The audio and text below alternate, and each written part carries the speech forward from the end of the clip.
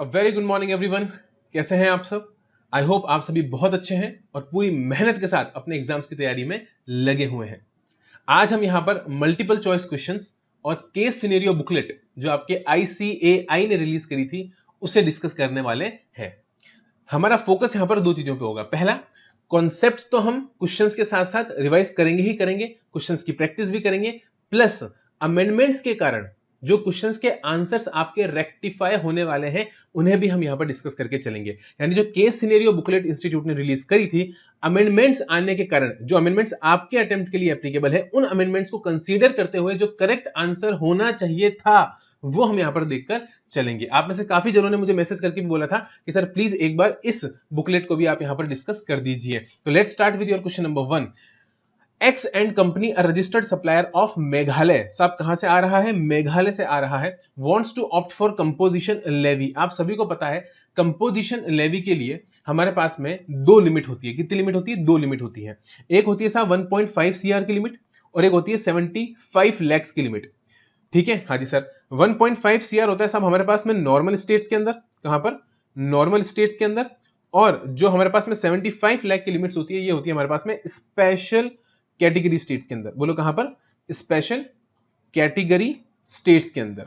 और special category states हमारे कौन से होते हैं? मणिपुर, मिजोरम, नागालैंड, त्रिपुरा। देखो साहब याद करना है मेरे साथ साथ, सिर्फ सुनना नहीं है इस लेक्चर को, मेरे साथ साथ रिवीजन भी होना चाहिए। तो फटाफट से आप सभी मेरे साथ साथ बोलेंगे Manipur, Mizoram, Nagaland, Tripura, AP, UK, Megha, Sikkim, Arunachal Pradesh, Uttarakhand, Meghalaya, AP, UK, Megha, Sikkim, Pondicherry और तेलंगाना। पौंडीचेरी और तेलंगाना वापस शुरू से बोलेंगे मणिपुर, मिजोरम, नागालैंड, त्रिपुरा, AP, UK, मेघा, सिक्किम। मेघा, मेघा मतलब मेघालय, मेघालय। तो मेघालय स्पेशल कैटेगरी स्टेट का पार्ट बन रहा है। और क्योंकि मेघालय यहां पर हमारे पास में स्पेशल कैटेगरी स्टेट का पार्ट बनेगा, लिमिट लगकर चलेगी साहब 75 लाख रुपीस की। तो यहां पर जो क्वेश्चन आपसे पूछ रहा है the turnover limit for composition levy is, तो करेक्ट आंसर होगा आपके पास में आपका option number B, that is 75 lakh rupees. अगला क्वेश्चन आ रहा है आप सभी के सामने। The persons making inter state supplies. शब्दों पर ध्यान देना बहुत जरूरी है जब आप मल्टीपल चॉइस क्वेश्चन या फिर केस बेस्ड क्वेश्चन सॉल्व कर रहे हो, क्योंकि साहब शब्द इधर से उधर थोड़ा बहुत भी हो गया या फिर आपसे मिस हो गया तो आप वहां पर गलत ऑप्शन को चूज कर आओगे और आपका आंसर क्या हो जाएगा? गलत हो जाएगा। तो please concentrate on each and every word very very properly. The persons making inter state, अब यहां पर बहुत इंपॉर्टेंट है इंटर स्टेट और इंटर स्टेट, इसलिए मैंने इंटर स्टेट पे यहां पर पकड़ी बात को कि साहब ये इंटर स्टेट ट्रांजेक्शन की बात कर रहा है। From Madhya Pradesh is compulsorily required to get registered under GST dash. क्या बोला साहब? If his all India based aggregate turnover exceeds 20 lakh in a financial year. साहब आप सभी बहुत अच्छे से जानते हैं कि अगर मैं गुड्स या सर्विस, गुड्स का काम कर रहा हूं और गुड्स के रेस्पेक्ट में अगर मैं इंटर स्टेट सप्लाई कर रहा हूं तो मेरे को मैंडेटरी रजिस्ट्रेशन करवाना पड़ता है सेक्शन नंबर 24 के अंदर। क्या बोला मैंने? अगर मैं गुड्स का इंटर स्टेट कर रहा हूं तो सेक्शन 24 के अंदर मुझे मैंडेटरी रजिस्ट्रेशन करवाना पड़ता है। करवाना पड़ता है कि नहीं करवाना पड़ता है? हाँ जी से करवाना पड़ता है। तो यहां पर जो ऑप्शंस दे रहे हैं दे रखे हैं मुझे, ऑप्शन नंबर डी देखो साहब। ऑप्शन नंबर डी क्या बोल रहा है? इन case of making inter state supply of taxable goods irrespective of the amount of aggregate turnover in a financial year, आपको रजिस्ट्रेशन करवाना पड़ेगा। तो जो पहली बात बोली साहब कि एग्रीगेट टर्नओवर एक्सीड होगा, एग्रीगेट टर्नओवर एक्सीड होगा, aggregate turnover irrespective of the amount of aggregate turnover, नहीं साहब, मोस्ट अप्रोप्रिएट आंसर चूज करना है आपको, मोस्ट अप्रोप्रिएट। ठीक है, तो आप बोलोगे साहब सी भी तो हो सकता था, सी हो सकता था, लेकिन मैंने क्या बोला? सर्विसेज के केस में आपको मैंडेटरी रजिस्ट्रेशन नहीं करवाना है, भले ही आप इंटर स्टेट ट्रांजैक्शन कर रहे हो, भले ही आप इंटर स्टेट ट्रांजैक्शन कर रहे हो। अमेंडमेंट आया था साहब बहुत पहले जब सर्विसेज को एग्जम्पशन दे दी गई थी सेक्शन 24 से, लेकिन आज की पोजीशन जो है उसके हिसाब से सेक्शन 24 में क्या है? गुड्स का इंटर स्टेट मैंडेटरी रजिस्ट्रेशन के लिए लायबल हो जाता है, और इसलिए मोस्ट एप्रोप्रिएट आंसर आपके पास में निकल कर आता है आपका ऑप्शन नंबर डी। तो option number D will become the correct answer. Question number 3, which of the following services are exempt under GST। इनमें से कौन सी सर्विसेज GST में एग्जेम्प्ट है? सर्विसेज की एग्जम्पशन कहां बता रखी है? फटाफट से याद करेंगे साहब। 12/2017 12/2017 central tax rate notification number, ये याद होना चाहिए, बहुत इंपॉर्टेंट नोटिफिकेशन नंबर है आपके सिलेबस का। मैंने एक वीडियो अलग से बना रखा है, important notification numbers to quote in exam. Exam की कॉपी में ये नोटिफिकेशन नंबर तो आपको कोट करने ही हैं। 4 या 5 इंपॉर्टेंट नोटिफिकेशन नंबर बता रखे हैं, वो वीडियो जरूर देख लेना एक बार, क्योंकि उससे आपको एक एडवांटेज मिलेगा। जब आप एग्जाम में सीए इंटर का बच्चा मेरा एग्जाम के अंदर अगर नोटिफिकेशन नंबर कोट करके आ रहा है तो उसका एक अलग ही इंप्रेशन जाएगा। ज्यादा लिखने से ज्यादा नंबर नहीं मिलेंगे, लिखना टू द पॉइंट ही है, लेकिन लिखना अच्छा है, क्वालिटी राइटिंग रखनी है, तो उसमें हम सब सेक्शंस भी कोट करेंगे, हम क्लॉजेस भी कोट करेंगे, हम नोटिफिकेशन नंबर भी कोट करेंगे। तो इसलिए मैंने आप लोगों के लिए अलग से एक वीडियो बना दिया साहब। यहां पर पूछ रहा है एग्जाम्शन किसके रेस्पेक्ट में, सर्विसेज के रेस्पेक्ट में। नोटिफिकेशन नंबर हमने डिस्कस किया 12/2017। Testing of agricultural produce, supply of farm labour, warehousing of agricultural produce. आप सभी को पता है साहब, तीनों ही चीजें आपके पास एग्रीकल्चरल वाली एंट्री के अंदर एग्जेम्प्ट हो जाती है। एग्रीकल्चर वाली जो एंट्री थी, एग्जेम्पशन एंट्री, उसके अंदर ही तीनों ही चीजें आपके पास में एग्जेम्प्ट हो जाती हैं। तो फर्स्ट, सेकंड एंड थर्ड हमारा ऑप्शन, करेक्ट ऑप्शन होगा ऑप्शन नंबर डी। अगला सवाल बोल रहा है question number 4, mister Narayan Goyal has booked a room on rent in sunshine hotel for the purpose of lodging on 10th of August। भैया कितनी तारीख को, 10 अगस्त को इन्होंने बुकिंग करवाई है। GST is not payable by mister Narayan Goyal in case value of supply for the same is, value of supply for the same is. फटाफट से बताओ साहब, ये एग्जामिशन एंट्री है आपके होटल मोटल वाला, एंट्री नंबर 14 बता देता हूं आपको। एंट्री नंबर कौन सी लगेगी, एंट्री नंबर लगेगी एंट्री नंबर 14 किसकी, 12/2017 की। ये मैंने आपको याद भी करवाई थी रेगुलर क्लास के अंदर। 12/2017 एंट्री नंबर 14। कितनी लिमिट दे रखी है हमें लिमिट दे रखी है 1000 रुपीज। कितनी दे रखी है, 1000 रुपीज। तो 1000 रुपीज के अंदर अगर आपका मामला आ रहा है तो उस केस के अंदर आप ये सर्विस एग्जाम करवा लोगे। होटल मोटल वाली सर्विस के लिए वैल्यू ऑफ सप्लाई कितना होना जरूरी था, 1000 तक की एग्जामिशन आपको दे रखी थी। तो यहां पर करेक्ट ऑप्शन हो जाएगा option number A, 800 rupees. 800 rupees 1000 से कम है तो उसके रेस्पेक्ट में आपको यहां पर एग्जामिशन मिल जाएगी। अगला सवाल बोल रहा है input tax credit is not available in respect of, इनमें से किसके रेस्पेक्ट में आईटीसी नहीं मिलेगा। देखो मिलेगा नहीं बोल रहा, वो बोल रहा है नहीं मिलेगा। तो ये नॉट जो शब्द है ना, नॉट, ये आपके लिए बहुत इंपॉर्टेंट हो जाता है। Services on which tax has been paid under composition levy, services on which tax has been paid under composition levy, ठीक है साहब। फ्री सैंपल्स, ठीक है साहब। Goods used for personal consumption. मुझे बताओ साहब, इनपुट टैक्स क्रेडिट नहीं मिलेगा, कंपोजिशन में मिलता है क्या? अगर मैं सर्विसेज पे टैक्स कंपोजिशन लेवी में दे रहा हूं, क्या मुझे आईटीसी मिलेगा? The answer is no. Section number 10 subsection number 2A, section number 10 subsection number 2A ITC blocked है साहब। फिर आता है free samples, free sample section number 17 subsection number 5 clause H, section 17 subsection number 5 clause H। Goods used for personal consumption section number 16 subsection number 1 plus यहां पर आप जो है साहब क्लॉज H का भी इस्तेमाल कर सकते हो, क्लॉज H का नहीं क्लॉज G का। तो section number 17 subsection number 5 clause G भी आ जाएगा।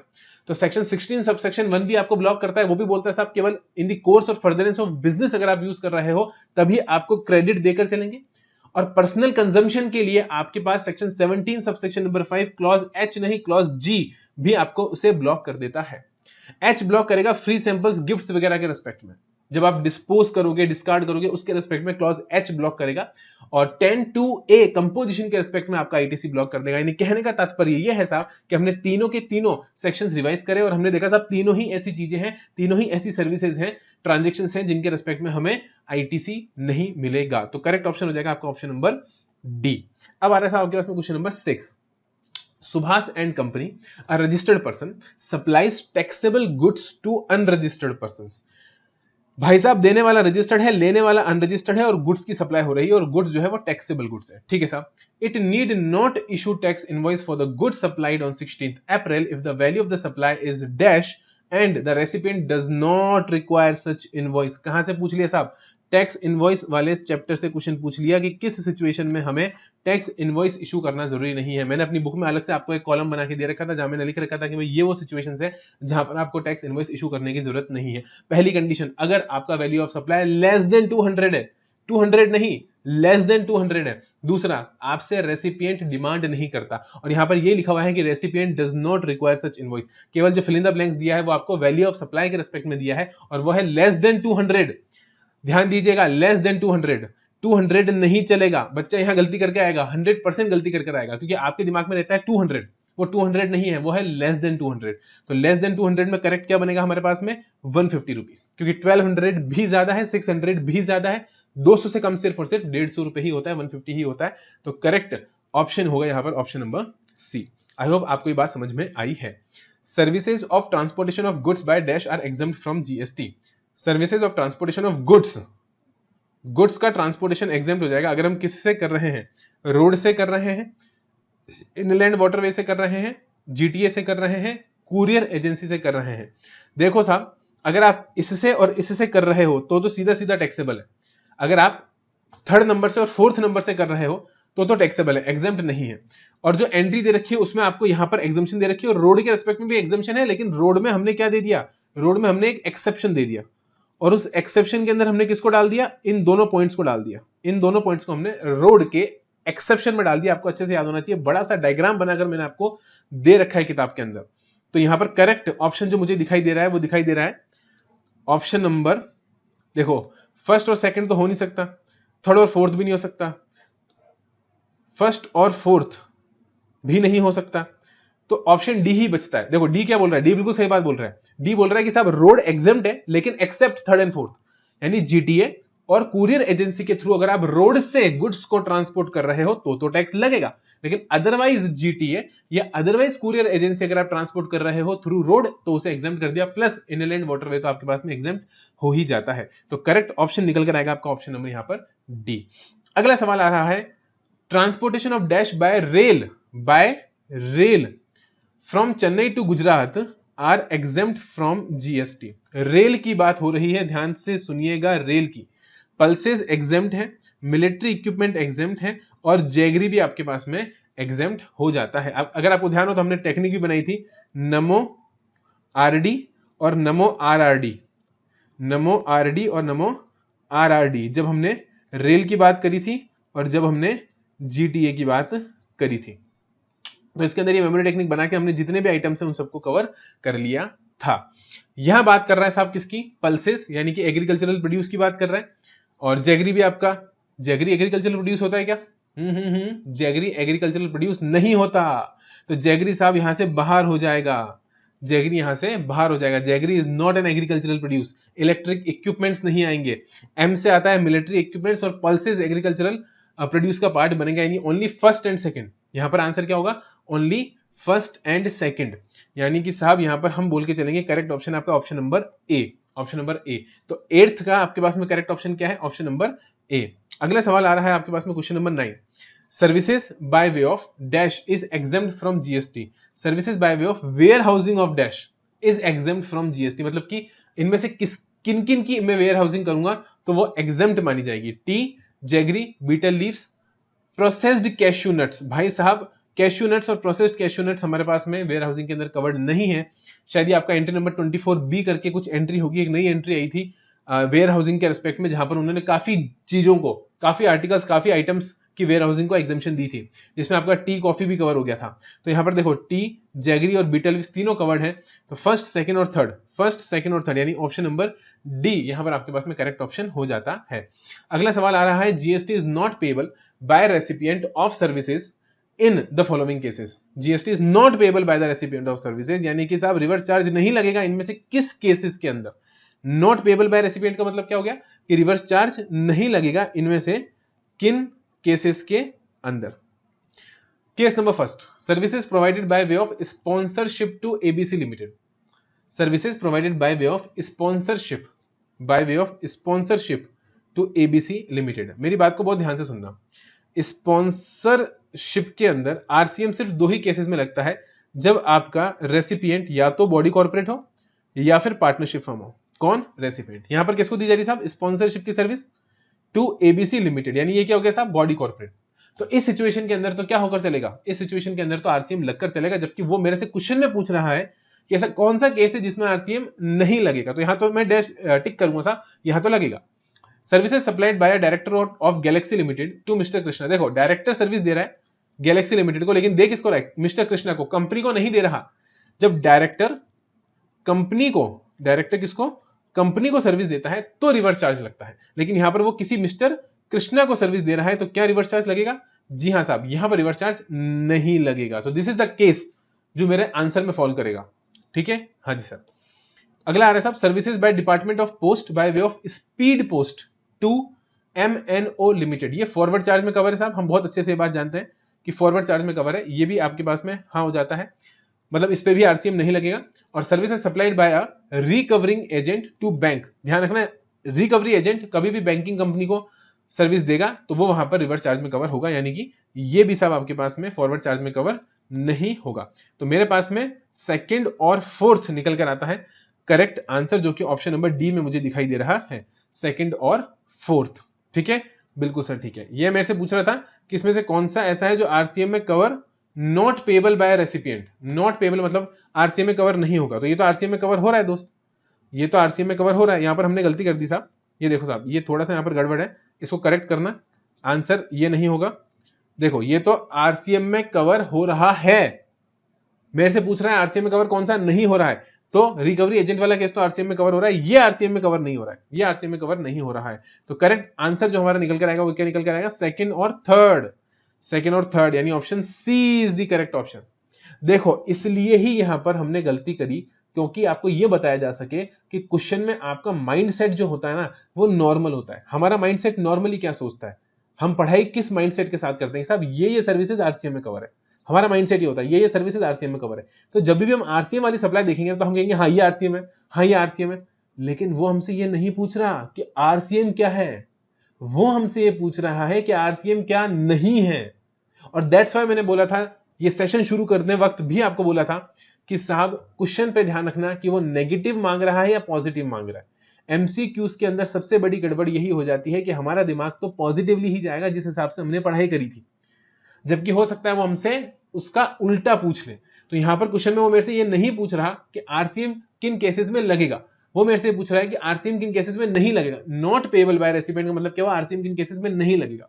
तो देखो सेकंड केस हमने देखा डायरेक्टर वाली सर्विस, यहां पर क्योंकि कंपनी को नहीं दी जा रही तो आरसीएम नहीं लगेगा। फर्स्ट केस में तो लग रहा था साहब स्पॉन्सरशिप के अंदर, तो थर्ड केस में भी नहीं लग रहा था क्योंकि स्पीड पोस्ट की सर्विस फॉरवर्ड चार्ज में कवर होती है, और फोर्थ केस के अंदर आरसीएम लग रहा था। तो हमने क्या करा, पहले हमने सोचा कि यार हम तो आरसीएम वाला ऊपर सही करके आए, पेज चेंज होते ही गड़बड़ हो गई। तो एग्जाम में इसका भी बहुत इंपैक्ट होता है, कभी कभी हम इस पेज पे तो सही काम कर रहे होते हैं और पेज चेंज करते ही हमारा दिमाग वापस नॉर्मल काम करने लग जाता है। तो प्लीज ट्राई टू अंडरस्टैंड, इन चीजों को कंसीडर करना है एग्जाम के अंदर, और ये गलती हमें एग्जाम में किसी भी सिचुएशन में नहीं करनी है। एक बार दिमाग में सेट होना चाहिए कि इस पेज पर मैं इस माइंडसेट के साथ काम कर रहा था, तो पेज पलटने के बाद भी मुझे वही माइंडसेट अपना रखना है। तो इसी के साथ आपका करेक्ट ऑप्शन आता है option number C, second and third, जिसमें आरसीएम में टैक्स हमें पे नहीं करना है। Question number 11, mister X a casual taxable person is not involved in making taxable supplies of notified handicraft goods. तो भाई साहब अब देखो वही वाली बात है ना, नॉट इन्वॉल्व्ड, वो हमेशा आपको उल्टा दे रहा है, नेगेटिव दे रहा है। वो कह रहा है साहब कैजुअल टैक्सेबल पर्सन है जो कि हैंडीक्राफ्ट गुड्स में इन्वॉल्व्ड नहीं है। Which of the following statement is true. ऊपर नेगेटिव बोला कि साहब उसने ये बताया कि हैंडीक्राफ्ट वाला कैजुअल टैक्सेबल पर्सन नहीं है। हमने पढ़ते वक्त क्या देखा था, ये देखा था ना कि एक कैजुअल टैक्सेबल पर्सन होता है हैंडीक्राफ्ट वाला और एक कैजुअल टैक्सेबल होता है नॉर्मल कैजुअल टैक्सेबल पर्सन, यानी कि अदर देन हैंडीक्राफ्ट वाला।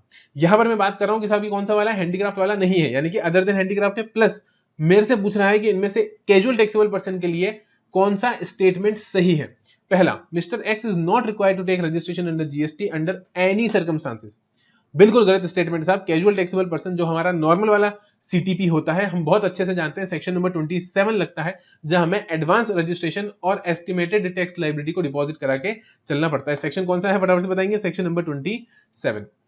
Mister X is required to get registration under GST if the aggregate turnover, सब बकवास साहब, यहां पर आपको कंपलसरी रजिस्ट्रेशन कराना पड़ेगा। Section number 24 read with section number 27, क्या बोलेंगे, section number 24 read with section number 27, that is your option number D is the correct option, जहां पर बोल रहा है कि साहब इररिस्पेक्टिव ऑफ थ्रेशोल्ड लिमिट आपको कंपलसरी रजिस्ट्रेशन कराना पड़ेगा, क्योंकि आप कौन से वाले नहीं हो, हैंडीक्राफ्ट वाला कैजुअल टैक्सेबल पर्सन नहीं। हैंडीक्राफ्ट वाले को 20 लाख की लिमिट दे दी जाती है।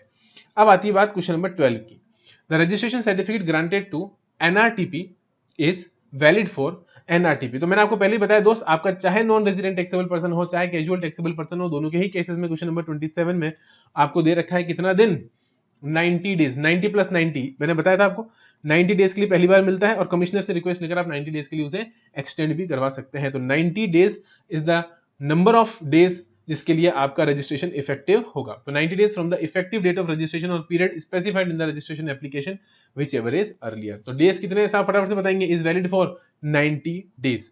अब आते हैं साहब आपके पास में अगला हिसाब किताब, Which of the following activity shall be treated neither as supply of goods nor as supply of services? सब ये आ गया आपके पास में section number 7 sub section number 2, supply chapter से पूछ लिया उसने सेक्शन 7 सब सेक्शन नंबर 2 से, neither supply of goods nor supply of services. इसके अंदर दो थे, एक था क्लॉज ए, एक था क्लॉज बी। क्लॉज ए के अंदर हमने नोटिफिकेशंस देखे थे और क्लॉज बी के अंदर हमने शेड्यूल 3 देखा था। क्या देखा था? शेड्यूल 3।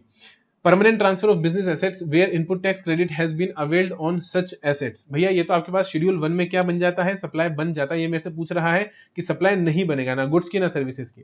ट्रांसपोर्टेशन ऑफ डिसीज्ड, पहला, थर्ड बिल्कुल सही है साहब। Temporary transfer of intellectual property right, नहीं साहब ये तो गलत है।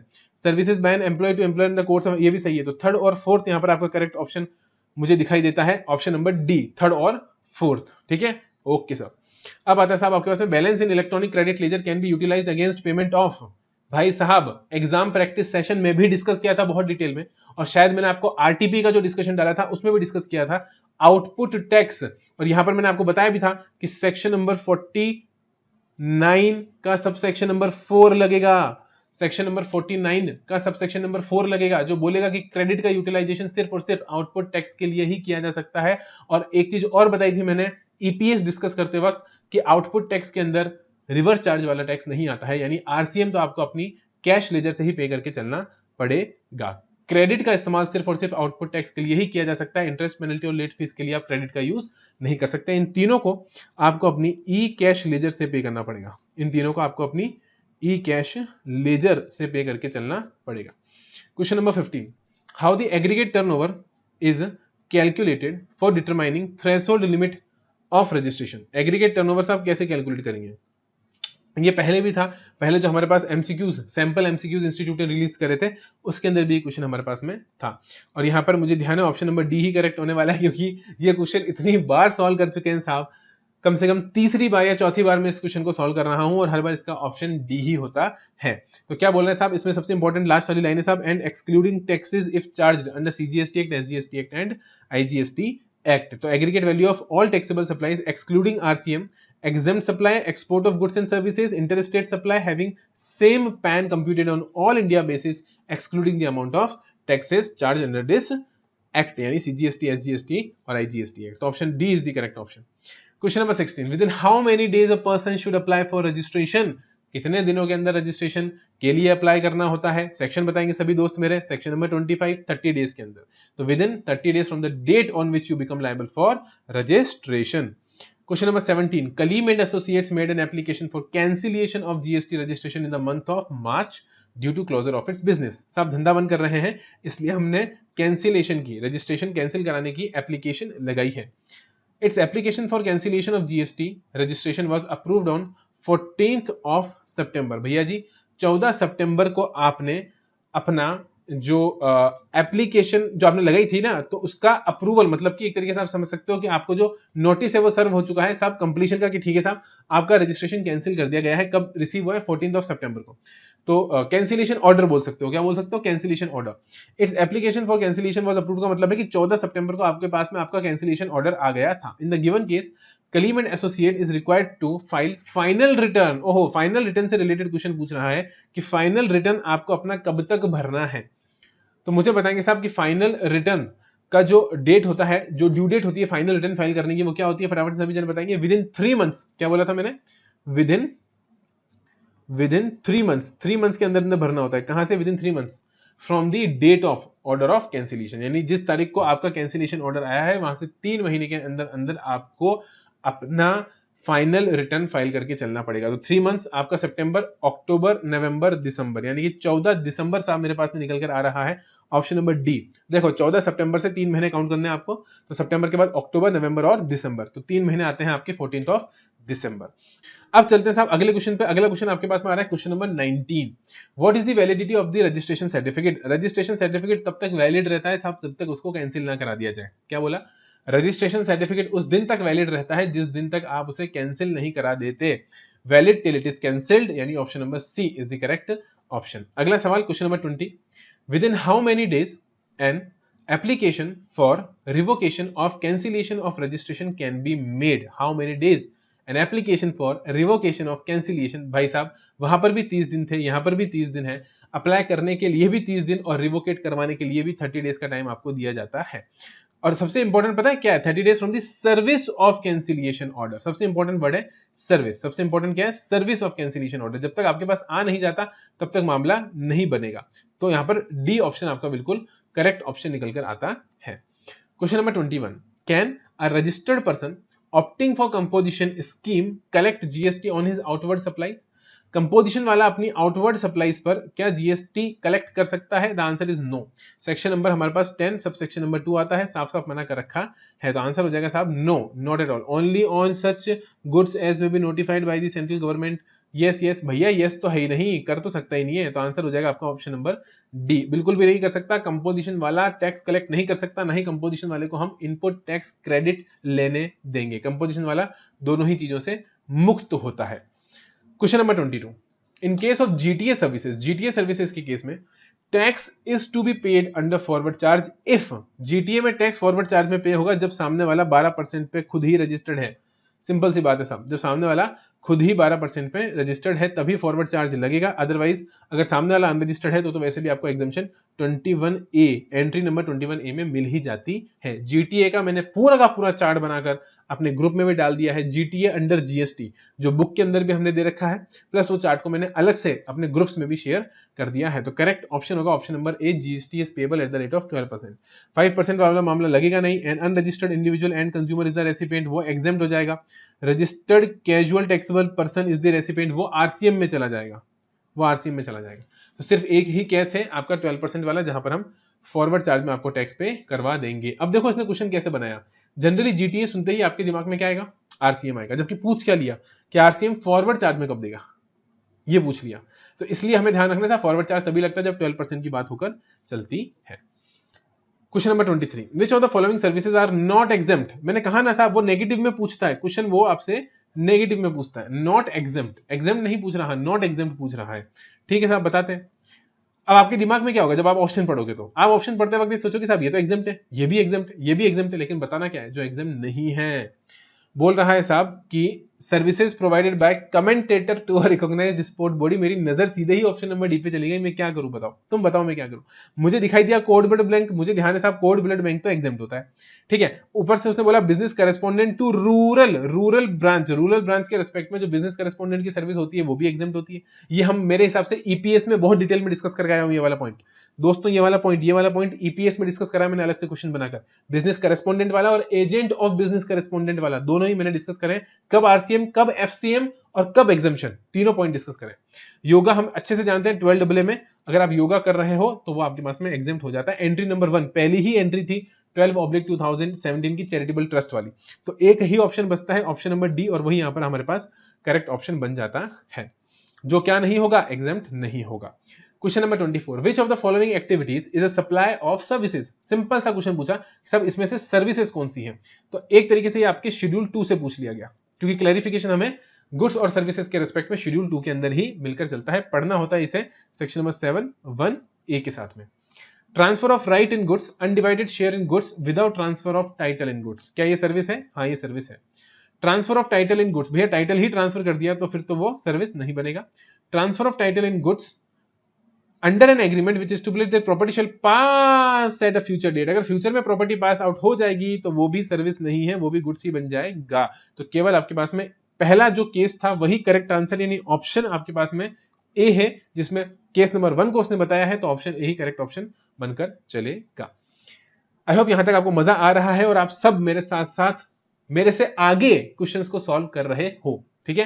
तो मेरे से आगे चलना है साहब, ठीक है। और जैसे जैसे हम रिवाइज कर रहे हैं आपको भी अपनी बुक ओपन रखनी है और साथ साथ रिवाइज करते चलना है। चाहो तो बीच में पॉज करके आप उस प्रोविजन को अच्छे से देख भी सकते हो बुक में से। Rama limited has provided following information in the month of September.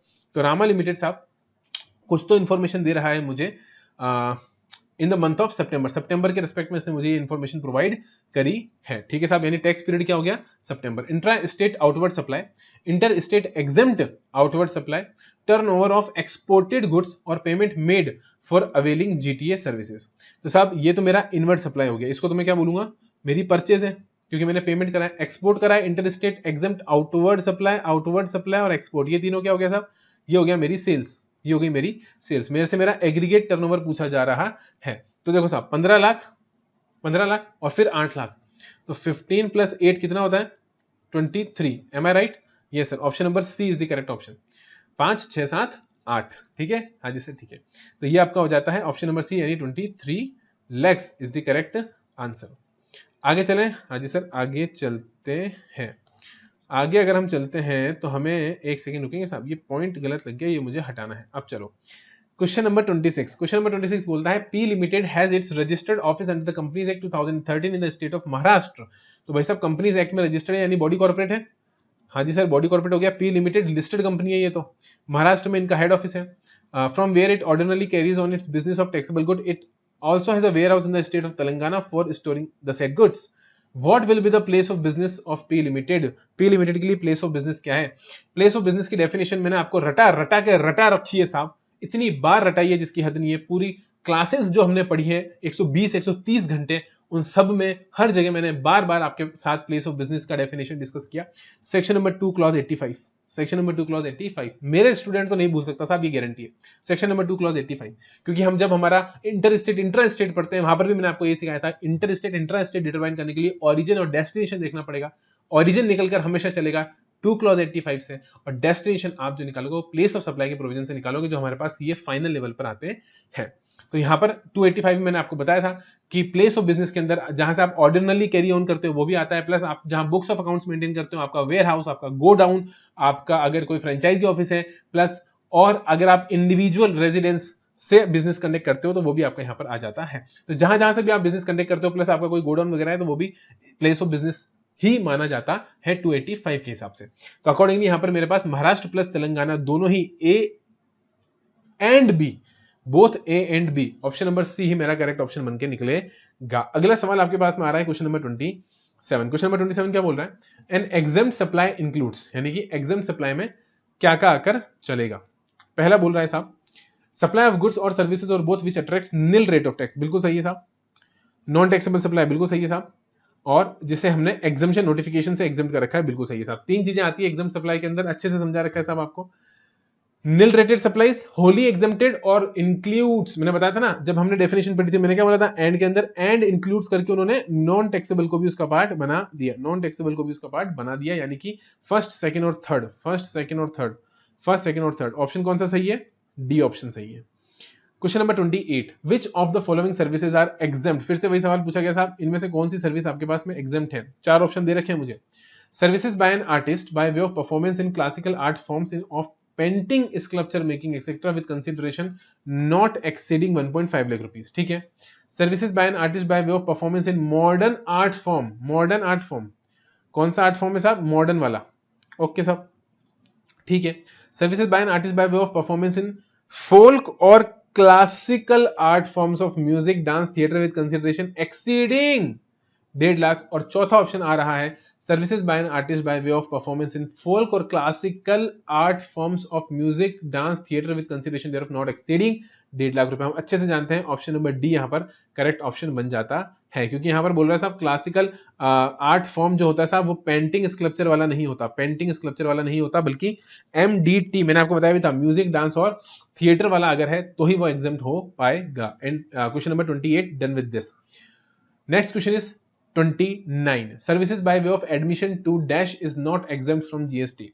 Museum, national park, tiger reserve, recognized sporting event where the admission ticket costs 600 पर पर्सन। तो देखो साहब नेशनल पार्क हो, म्यूजियम हो और टाइगर रिजर्व हो, ये तीनों के तीनों एग्जेम्प्ट आपके हो जाते हैं, लेकिन 500 से ज्यादा अगर आप चार्ज कर रहे हो तो वहां पर स्पोर्ट्स इवेंट के अंदर दिक्कत हो जाएगी और वो आपके पास में क्या बन जाएगा?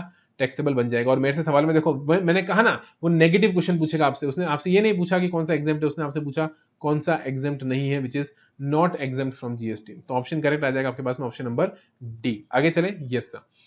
Question number 30, discount given after the supply has been effected is deducted from the value of taxable supply if discount given after supply, क्या बोला उसने? after the supply has been effected, यानी सप्लाई हो जाने के बाद, सप्लाई हो जाने के बाद अगर डिस्काउंट दिया जा रहा है, section number 15 subsection number 3 clause B, 3 condition satisfy करनी पड़ती है। प्रायर एग्रीमेंट होना चाहिए, इनवॉइस वाइज डिस्काउंट होना चाहिए, प्रोपोर्शनेट आईटीसी रेसिपिएंट को रिवर्स करके चलना पड़ेगा।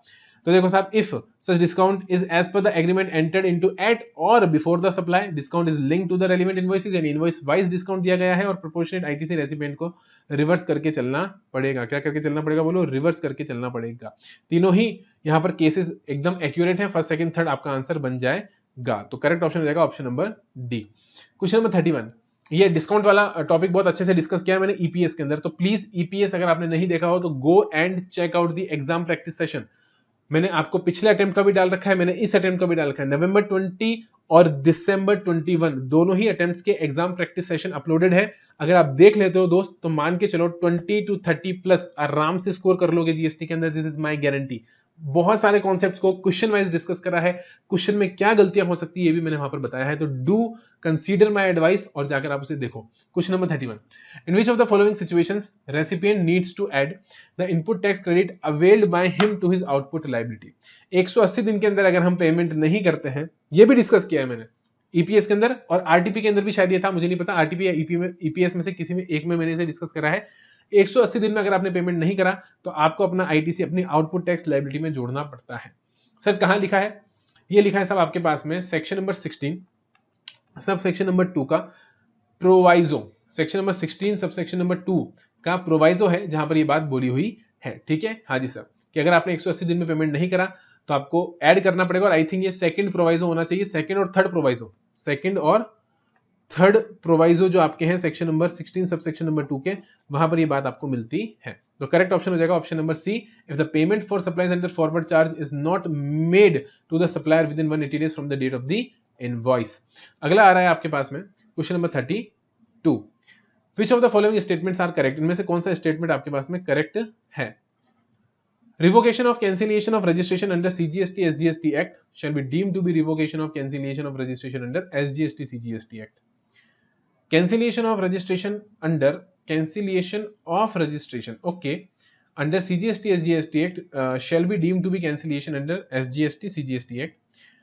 Shall not be deemed और shall not be deemed। साहब आपके पास में ये और ये आपका सही होता है। आप भी जानते हो दोस्त, अगर आपने CGST में कैंसिल करवा लिया तो वो SGST में कैंसिल माना जाएगा, और अगर आपने SGST में कैंसिल करवा लिया, अगर आपका ज्यूरिडिक्शन SGST लग रहा है तो आप SGST में एप्लीकेशन लगाओगे। वो ज्यूरिसडिक्शन पे डिपेंड करता है कि आपको जो रजिस्ट्रेशन ग्रांट किया गया है वो किस ज्यूरिसडिक्शन के बेसिस पे किया गया है। अगर आप CGST ज्यूरिसडिक्शन में आते हो साहब तो उस केस के अंदर CGST में एप्लीकेशन लगेगी, अगर आप SGST में आते हो तो SGST में एप्लीकेशन लगेगी। लेकिन कहने का मतलब यह है कि किसी में भी एप्लीकेशन लगाओगे, यहां अप्रूव हो जाती है तो यहां अप्रूव मानी जाएगी, और यहां अप्रूव हो जाती है तो यहां पर भी अप्रूव मानी जाएगी।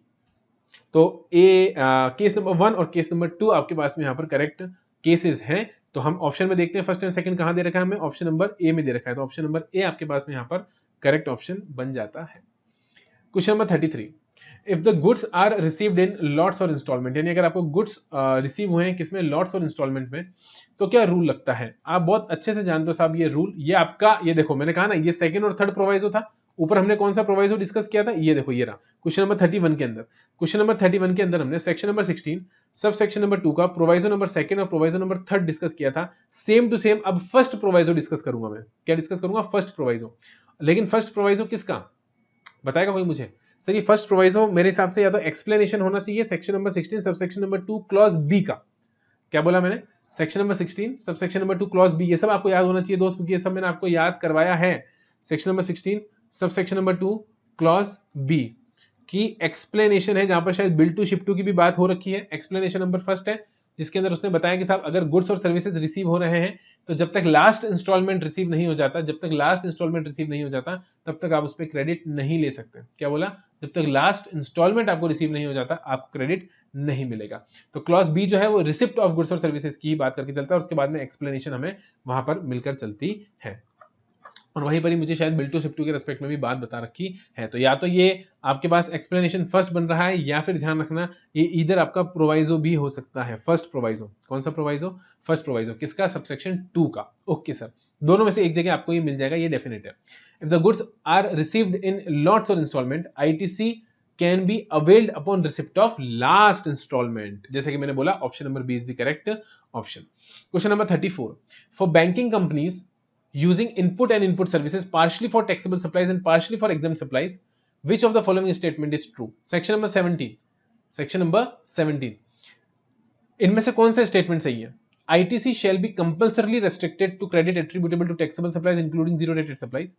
50% ऑफ दी ITC, बाकी 50% लैप्स हो जाएगा, ईदर ए और बी। बिल्कुल सही है साहब, ऑप्शन नंबर सी यहां पर आपका करेक्ट ऑप्शन बन जाता है, ईदर ए और सी। चाहो तो आप इसे फॉलो कर सकते हो, मैंने बताया था, चाहे तो 50% वाले फॉर्मूले के साथ जा सकते हो। सेक्शन नंबर 17 में ये बात आपको लिखी हुई मिलती है। सेक्शन नंबर 17 का शायद सबसेक्शन नंबर 4 होना चाहिए। सेक्शन 17 का सबसेक्शन नंबर कौन सा होना चाहिए? 4, क्योंकि सबसेक्शन 5 में तो हमें ब्लॉक्ड क्रेडिट दे रखा है। अब आता है आपका question number 35, a supplier takes deduction of depreciation on GST component of the cost of capital goods as per the income tax. यानी हम, ये कौन सा क्वेश्चन हो गया साहब? ये हो गया सेक्शन क्वेश्चन नंबर 16 सबसेक्शन 3। बोलो कौन सा हो गया? Question number 16 subsection number 3। Section number 16 subsection number 3 क्या हो गया? Section number 16 subsection number 3, question number 35। ITC अगर आपने डेप्रिसिएशन के रूप में ले लिया है तो उसको फिर क्रेडिट हम आपको नहीं देंगे। तो आईटीसी वाला अमाउंट अगर as depreciation income tax act में आप क्लेम कर चुके हो तो आपको यहां पर इनपुट टैक्स क्रेडिट नहीं मिलेगा।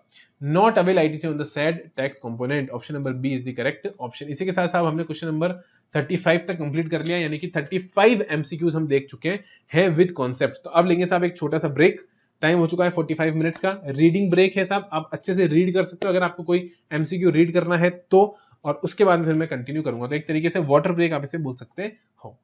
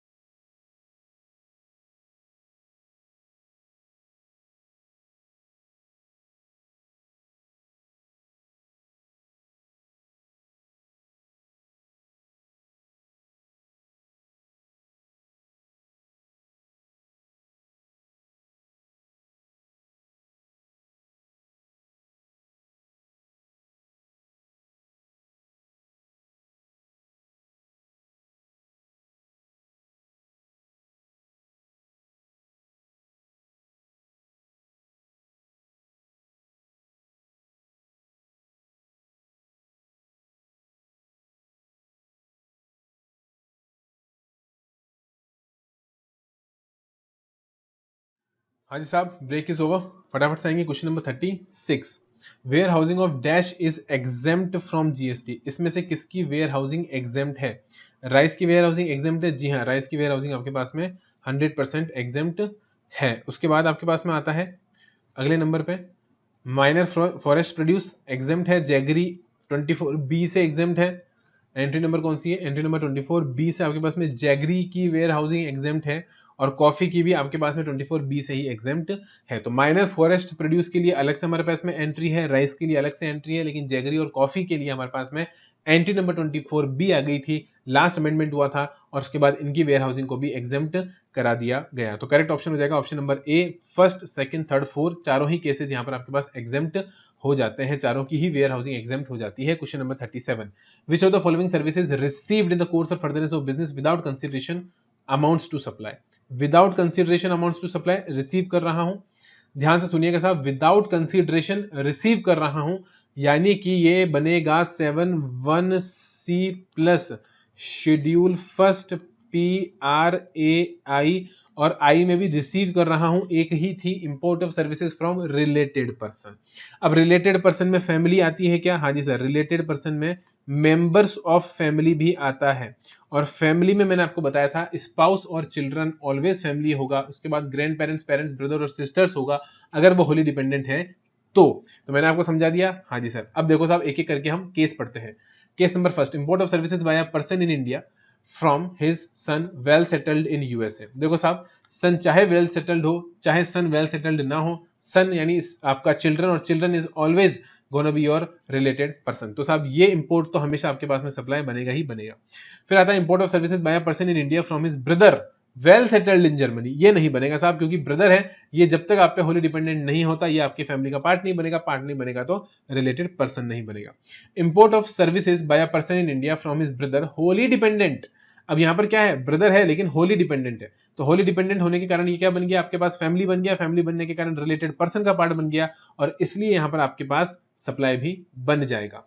Import of services by a person in India from his daughter. अब मैंने पहले भी बोला डॉटर है तो डायरेक्ट फैमिली का पार्ट है, आपके चिल्ड्रन और आपका स्पाउस डायरेक्ट फैमिली बनेगा, उसमें होली डिपेंडेंट वाली कंडीशन देखने की जरूरत ही नहीं है। तो डॉटर यहां पर डायरेक्टली हमारा फैमिली का पार्ट बनेगी, यानी ये भी हमारे पास में क्या बन जाएगा, बोलो, सप्लाई बन जाएगा। तो first third fourth option number A is the correct option. Question number 39, time of supply of services in case of reverse charge mechanism is. Services के केस में आरसीएम, सर्विसेज के केस में आरसीएम, सेक्शन नंबर 13। तो section number 13 के अंदर अगर हम RCM की बात करेंगे तो मैंने आपको पहले भी बताया था साहब कि यहां पर इंपॉर्टेंट इनवॉइस नहीं होता, यहां पर इंपॉर्टेंट होता है आपके पास में पेमेंट और इनवॉइस की डेट से 61st डे, इनवॉइस की डेट से 61st डे और पेमेंट, और पेमेंट में हम अकॉर्डिंगली वही देखते हैं कि पेमेंट जो है सब आरसीएम की बात हो रही है तो रेसिपिएंट के पास क्रेडिट होगा या बुक्स ऑफ अकाउंट्स में रिकॉर्ड होगा। तो देखिए साहब ऑप्शन क्या क्या दे रखे हैं, date on which payment is made to the supplier,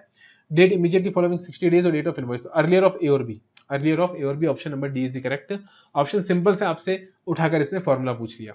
which of the following services does not fall under reverse charge provisions as contained under section 9 subsection 3 of the CGST Act? Which of the following services does not fall under reverse charge provision? इनमें से कौन सा साहब आपके पास RCM में fall नहीं होता? मैंने कहा ना नेगेटिव में पूछ रहा है वो, पॉजिटिव में नहीं पूछ रहा है। कौन सा फॉल होता नहीं पूछ रहा है, कौन सा फॉल नहीं होता पूछ रहा है। Services supplied by arbitral tribunal to business entity, साहब ये तो फॉल होता है। Sponsorship provided to any partnership firm, याद रखना स्पॉन्सरशिप सिर्फ और सिर्फ दो ही केसेस में आती है आरसीएम के अंदर, या तो पार्टनरशिप फर्म हो या फिर बॉडी कॉर्पोरेट, और क्योंकि पार्टनरशिप फर्म है तो ये भी आरसीएम में फॉल होगा। बॉडी कॉर्पोरेट को स्पॉन्सरशिप दे रहे हो ये भी आरसीएम में फॉल होगा। Services of renting of motor vehicle for passengers provided to a recipient other than body corporate, ध्यान से सुनना, अगर बॉडी कॉर्पोरेट को छोड़कर किसी को भी दूंगा फॉरवर्ड चार्ज है, फॉरवर्ड चार्ज है। तो ये आपका करेक्ट ऑप्शन है, ये आपका यहाँ पर करेक्ट ऑप्शन है, यानी टिपिकली देखा जाए तो option number D is the correct option. ये आपके पास आरसीएम में नहीं जबकि फॉरवर्ड चार्ज में आकर चलेगा, तो हमारे पास यही ऑप्शन आंसर बन जाएगा। Question number 41, which of the following services are exempt from GST? इनमें से कौन सा आपके पास में जीएसटी के अंदर एग्जेम्प्ट है? Admission to a circus where entry tickets cost 550 per person. Circus में एंट्री ले रहे हो, एंट्री टिकट 550 से ज्यादा है, क्या ये एग्जेम्प्ट है? नहीं, एग्जेम्प्ट नहीं है। Interest charge on outstanding credit card balances, credit card पे कभी भी ब्याज लगेगा, इंटरेस्ट लगेगा साहब, वो आपके पास एग्जेम्प्ट नहीं होगा। Services by an organiser to any person in respect of business exhibition held in India, outside India exempt होता है, इन इंडिया वाला एग्जेम्प्ट नहीं होता है, यानी साहब आपके पास एक ही बचता है एफडीआई, फॉरेन डिप्लोमेटिक मिशन के द्वारा दी जाने वाली सर्विसेज, यानी एफडीएम आप इसे बोल सकते हो, एफडीएम, ठीक है, हाँ जी sir, foreign diplomatic mission located in India, यानी एम्बेसीज वगैरह जो होती हैं वहां पर एग्जामिशन मिल जाती है। Option number D is the correct option. Question number 42, ITC of motor vehicle used for making transportation of goods, transportation, taxable supplies of transportation of passenger, taxable supplies of imparting training on driving, एकदम एक number है साहब, first second third तीनों ही आपके पास में क्या होने वाला है, ITC आपको अलाउ होने वाला है। सेक्शन नंबर कौन सा है? Section number 17 sub section number 5 clause A, बोलो क्लॉज ए आपका यहाँ पर एप्लीकेबल होता है। ब्लॉक्ड क्रेडिट के एक्सेप्शंस में आता है, ये किस में आता है? एक्सेप्शंस में। तो फर्स्ट सेकंड थर्ड, ठीक है, फर्स्ट सेकंड थर्ड है आपका ऑप्शन नंबर डी, तो option number D is the correct option. Question number 43, which of the following persons is required to obtain compulsory registration? इनमें से किसको कंपलसरी रजिस्ट्रेशन लेना जरूरी है? पहला case, persons exclusively engaged in making intra state supplies, tax on which is to be paid by the recipient on reverse charge basis under 9(3) यानी कि under section 9 sub section number 3। साहब अगर आपको याद हो तो मैंने आपको पढ़ाते वक्त एक नोटिफिकेशन बताया था जब हमने आरसीएम चैप्टर की शुरुआत करी थी, और वो था आपके पास में 5/2017, बोलो क्या था? 5/2017, और मैंने बोला था साहब कि ये आपके पास में सिर्फ और सिर्फ सेंट्रल टैक्स में ही आया है, इंटीग्रेटेड टैक्स में नहीं आया है। नोटिफिकेशन नंबर मैं वापस बता रहा हूं, 5/2017, जो सिर्फ और सिर्फ सेंट्रल टैक्स रेट में ही आया था, किस में नहीं आया था? आपके पास इंटीग्रेटेड में नहीं आया था। यानी कि ये नोटिफिकेशन बोलता था कि अगर आप एक्सक्लूसिवली इंट्रा स्टेट आरसीएम कर रहे हो, क्या बोला मैंने, अगर आप एक्सक्लूसिवली इंट्रा स्टेट आरसीएम कर रहे हो तो उस केस के अंदर आपको रजिस्ट्रेशन लेने की जरूरत ही नहीं है। अगर आप एक्सक्लूसिव आरसीएम है लेकिन इंट्रा स्टेट, 1 रुपए का भी इंटर स्टेट कर दिया तो आपको फिर रजिस्ट्रेशन लेना पड़ जाएगा।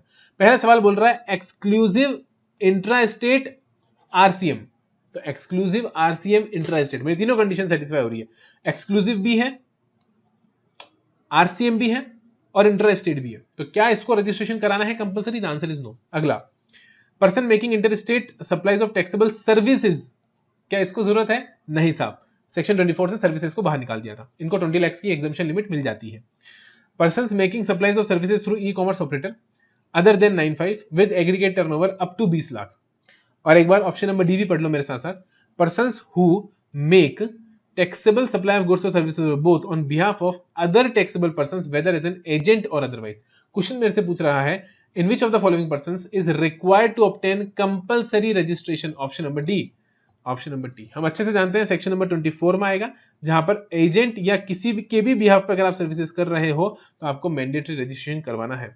95 को बाहर निकाल दिया, 95 को बोला कि साहब अगर आप इलेक्ट्रॉनिक कॉमर्स ऑपरेटर के through persons making supplies of services through an electronic commerce operator with an aggregate turnover up to 20 lakh other than supplies specified in 95, क्या यहां पर मुझे मैंडेटरी रजिस्ट्रेशन कराना होता है? बताएंगे साहब क्या मुझे मैंडेटरी रजिस्ट्रेशन कराना होता है? The answer is no. यहां मुझे मैंडेटरी रजिस्ट्रेशन नहीं करवाना, मेरे को मैंडेटरी रजिस्ट्रेशन सिर्फ और सिर्फ किस केस में करवाना होता है? जब मैं किसी और के बिहाफ पर सप्लाईज कर रहा हूं एजेंट या अदरवाइज बनकर, तो मेरे को मैंडेटरी रजिस्ट्रेशन करवाना है, that is our option number D. अगला सवाल आता है साहब आपके पास में, सवाल नंबर 44। A non-resident taxable person is required to apply for registration। NRTP को रजिस्ट्रेशन करवाना है 5 days advance. Option number C is the correct option, बोलने की जरूरत ही नहीं है। Question section number 27 already discuss कर आए, पिछला एमसीक्यू एक आया था पीछे अभी ब्रेक से पहले, जहां हमने डिस्कस करा था सीटीपी एनआरटीपी, तो सेक्शन नंबर मैंने बताया था 27, जहां पर दे रखा है 5 days एडवांस रजिस्ट्रेशन आपको कराना पड़ेगा, चाहे सीटीपी हो चाहे एनआरटीपी हो। Question number 45, registration certificate granted to casual taxable person और non resident taxable person will be valid for. साहब मैंने पहले भी बोला है सीटीपी को दो, एनआरटीपी को दो, जो आपने एप्लीकेशन में मेंशन करा है पीरियड वो और 90 days whichever is earlier. Option number C आपके पास में आपका क्या होता है? टाइम लिमिट होता है रजिस्ट्रेशन का, रजिस्ट्रेशन की वैलिडिटी अपन उसको बोलकर चल सकते हैं। Question number 46, in case of taxable supply of services by a banking company, ये साहब आपके पास आता है सेक्शन नंबर, बोलो कौन सा? इनवॉइस का, section number 31 sub section number 2 भेजता है मुझे रूल नंबर 47 में, और रूल नंबर 47 मुझे बोलता है साहब बैंकिंग कंपनी के केस में 45 डेज की लिमिट होती है मुझे अपनी इनवॉइस इशू करने के लिए। Invoice shall be issued with in a period of 45 days banking company के केस में या फिर एनबीएफसी के केस में, ठीक है? हाँ जी सर ठीक है।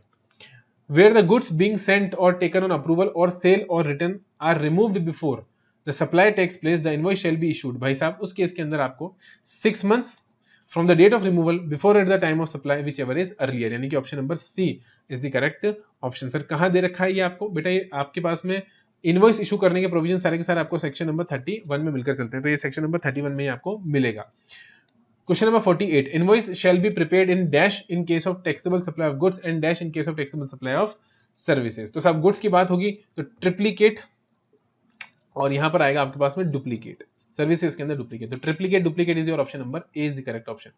Question number 49, which of the following shall be discharged first while discharging liability of a taxable person. Taxable person की लायबिलिटी डिस्चार्ज करते वक्त पहले क्या डिस्चार्ज करना जरूरी हो जाता है? तो पहले साहब आपके पास में आता है section number 49 sub section number 8, जिसके अंदर ये बात बोली हुई है manner of discharging, order of discharge बता रखा है, और यहां पर आता है प्रीवियस टैक्स ड्यूज आपको पहले डिस्चार्ज करने पड़ेंगे, करंट ईयर के टैक्स ड्यूज उसके बाद डिस्चार्ज होंगे, और डिमांड जो 73-74 में रेज हुई है वो तीसरे नंबर पर आपके पास में डिस्चार्ज होकर चलती है। तो सबसे पहले जो है वो प्रीवियस टैक्स पीरियड का जो ड्यूज है वो मैं क्या करके चलूंगा, मेरे सेट ऑफ करके चलूंगा, पे करके चलूंगा। The due date of filing final return is 20th of the next month, 18th of the month succeeding the quarter within 3 months। तो हम फाइनल रिटर्न को लेकर शायद ऑलरेडी एक ऊपर एमसीक्यू सोल्व करके आए हैं, 3 महीने के अंदर अंदर आपको वो कार्यक्रम करके चलना होता है from the date of cancellation और order of cancellation whichever is later. C option यहां पर बनता है। Which of the following statement is true under the GST law? Grandparents are never considered as related person to their grandson, granddaughter. Grandparents are always considered, only considered if they are wholly dependent. यानी कि साहब यहाँ पर option number सी आपका correct होता है। मैंने पहले भी बताया आपको कि जो चिल्ड्रन है और जो स्पाउस है वो आपके पास ऑलवेज फैमिली होगा, तो रिलेटेड पर्सन बनेगा। आपके पास उसके बाद में कौन आता है, उसके पास में आता है parents, grand parents, brother sister. ये तभी बनेंगे सब जब ये होली डिपेंडेंट होंगे। तो ग्रैंड पेरेंट्स, ग्रैंड डॉटर और ग्रैंड सन के लिए तभी रिलेटेड पर्सन बन पाएंगे, फैमिली का पार्ट बन पाएंगे, जब वो क्या होंगे, होली डिपेंडेंट होंगे। तो option C is the correct option. Alcoholic liquor for human consumption is subjected to, बेटा इस पे वैट भी लगता है, एक्साइज भी, बनाने पे एक्साइज लगता है, बेचने पे वैट लगता है, तो बोथ ए एंड बी आपका करेक्ट ऑप्शन होने वाला है। Question number 53, mister A has a tax invoice dated 20/1/2020 of services received by him, it's input tax credit is lost if ITC is not availed on और before. भैया ITC अगर आपने किस तारीख से पहले नहीं लिया, आपका आईटीसी क्या हो जाएगा, लॉस्ट हो जाएगा। साहब मेरी बात को ध्यान से सुनेंगे, साल कौन सा चल रहा है, फाइनेंशियल ईयर 1920 चल रहा है, फाइनेंशियल ईयर 1920 चल रहा है, जिसका रिटर्न आपको जो आपका सितंबर मंथ का रिटर्न होगा और जो आपका एनुअल रिटर्न की फाइलिंग डेट होगी, विच एवर इज अर्लियर, आपको इसका क्रेडिट बुक करना होता है। तो सितंबर का हम भरते हैं 20 अक्टूबर को 3B, और एनुअल रिटर्न की डेट होती है 31 दिसंबर ड्यू डेट। तो क्योंकि मेरा फाइनेंशियल ईयर 1920 और इनवॉइस जो है वो फाइनेंशियल ईयर के अंदर इशू है 20/1/2020 को, तो अकॉर्डिंगली जो 20 का मेरे पास सितंबर मंथ का रिटर्न आ रहा होगा वो, या फिर filing date of annual return for 1920 whichever is earlier, that is your option number D. उसके बाद आता है आपके पास में, अच्छा सर ये बात कहां लिखी हुई है बता सकते हो आप दोस्त? क्रेडिट बुक करने से रिलेटेड ये बात सेक्शन नंबर 16 सबसेक्शन नंबर 4 बोलकर चलता है। कौन बोलकर चलता है? Section number 16 subsection number 4। Input tax credit shall not be available in respect of goods used for personal consumption. अभी बताया था, पहले भी बताया था, section number 17 subsection number 5 clause जी के अंदर ब्लॉक हो जाता है। उसके बाद आता है आपके पास में membership of a club provided by employer to its employee as per the internal policy. तो इंटरनल पॉलिसी के हिसाब से तो section number 17 subsection number 5 clause B के अंदर ब्लॉक हो जाएगा। फिर आता है ट्रैवल बेनिफिट्स, ये भी साहब आपके पास में क्लॉज बी के अंदर ब्लॉक हो जाएगा। तीनों ही यहाँ पर आपके पास में क्या हो जाएंगे, आईटीसी ब्लॉक हो जाएंगे।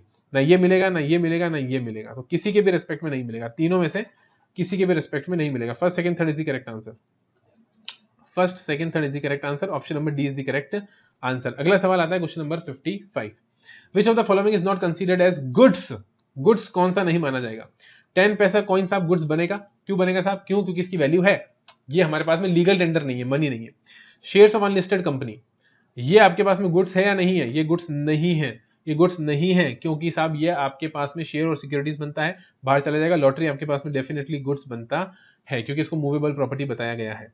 हालांकि इसके ऊपर सुप्रीम कोर्ट का केस लो भी आपके पास में आ जाता है।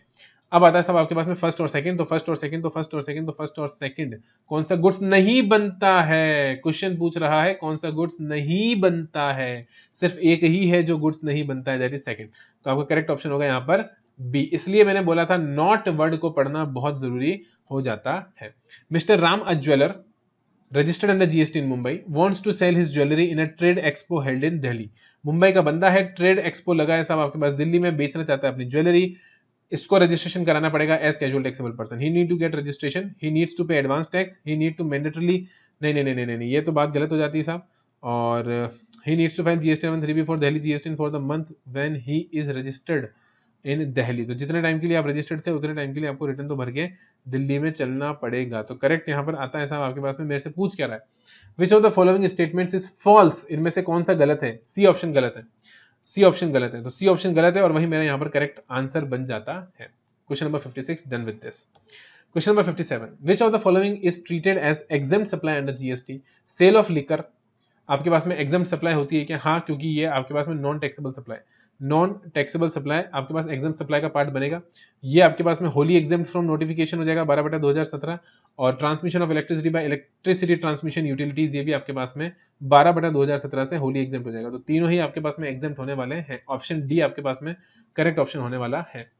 Question number 58, which of the following is a recognised system of medicine. Allopathy, Unani, Siddha, तीनों की तीनों सब रिकॉग्नाइज्ड हैं। First second third, option D is the correct option. Question number 59, which of the following services, ये सब मैं ऑलरेडी बता चुका हूं इसलिए अब इसमें मैं टाइम नहीं लगा रहा हूं दोस्त।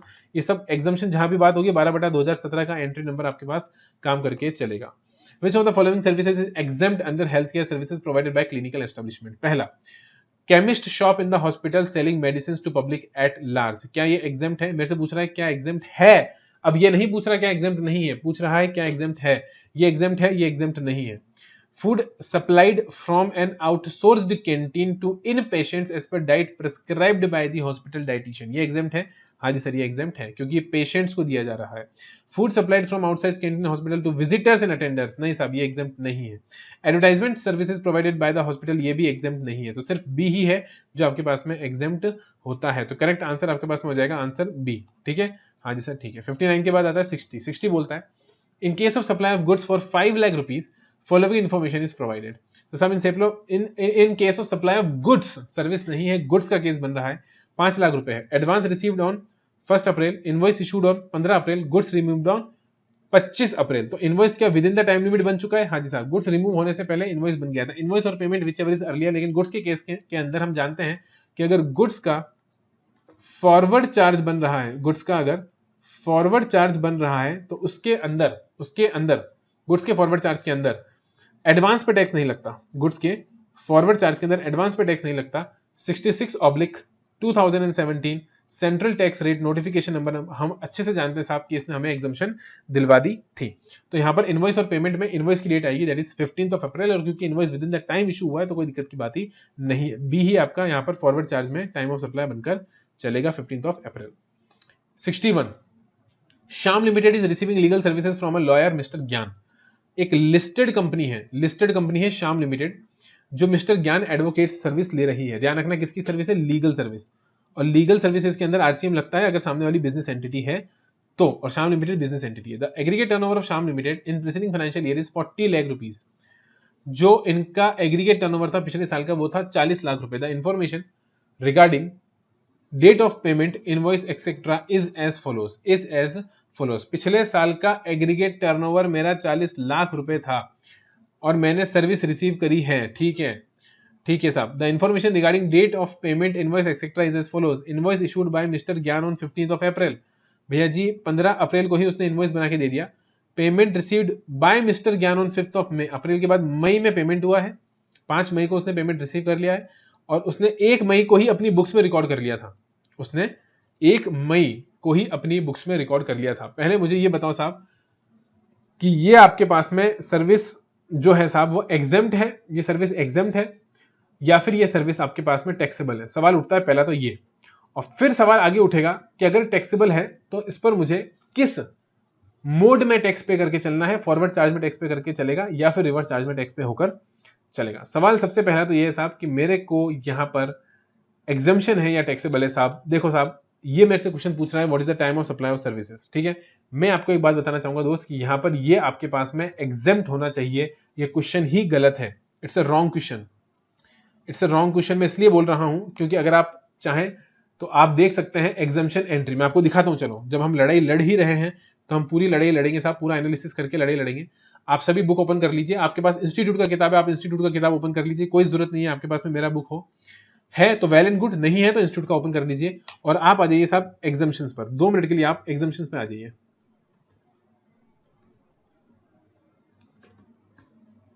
मैं अपनी बुक्स में एग्जम्पशन चैप्टर ओपन कर रहा हूं, आप भी अपनी बुक्स में एग्जम्पशन चैप्टर ओपन कर लीजिए।